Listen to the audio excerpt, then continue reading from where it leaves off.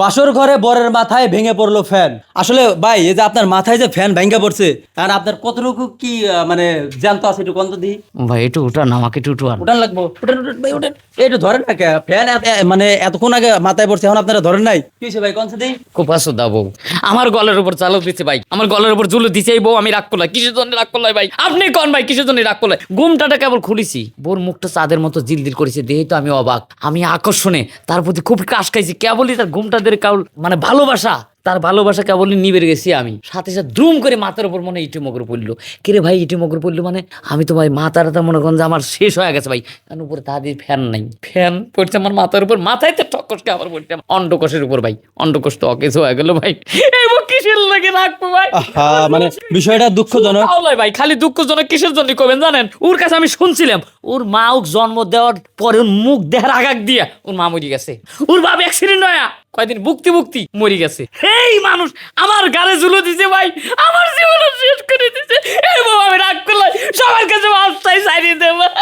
আচ্ছা ভাই বিষয় হলো যে আপনার যে অন্ডকোষটা অকেজো হয়ে গেছে, এখন তো বৌদি আপনি কিছু করতে পারবেন না, এই বিষয়ে আপনি কি বলবেন? বৌদি কি করবো? আমি তো চলির পারতেছি না, বউ আর কিছু। আচ্ছা আচ্ছা যাই হোক, আচ্ছা আমরা নতুন বউয়ের কাছ থেকে জানার চেষ্টা করব।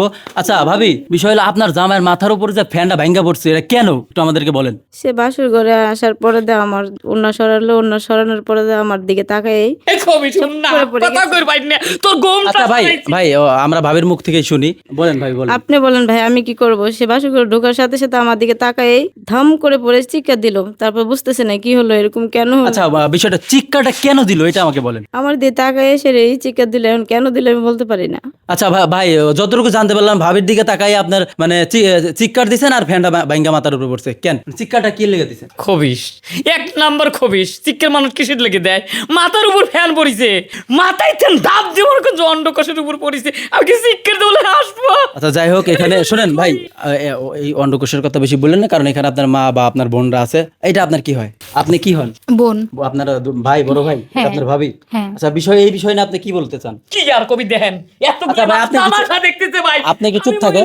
তামাশা দেখতেছে। আচ্ছা আমরা শুনি আপনার বোনের থেকে শুনি এই বিষয়ে কি বলতে চান। আসলে ভাই আমরা দেখে শুনে বিয়ে করাইছি, আমার মা পছন্দ করে আনছে, তো সবকিছুই ঠিকঠাক ছিল, বাসর ঘরটা সবকিছু সাজাইলাম। বাসর ঘরে আসলো আমার ভাই, হুট করে জোরে চিৎকার দিছে। চিৎকার দেওয়ার সাথে সাথে আমি মা আমরা সবাই মিলে যখন দৌড়ে আসলাম, আসার পরে দেখি যে ফ্যান উপরে পড়ে আছে।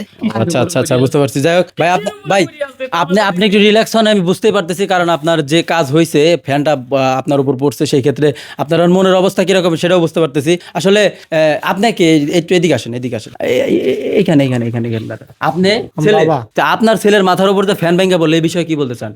আমি জানি না, আমরা বিয়ে করে দিই সুন্দর দেখি মেয়েটা, হ্যাঁ করে দিয়ে একটা চিকার মারলো বাসু করা, পরে দৌড় ফেলে আইলাম, আয় দিয়ে এই অবস্থা।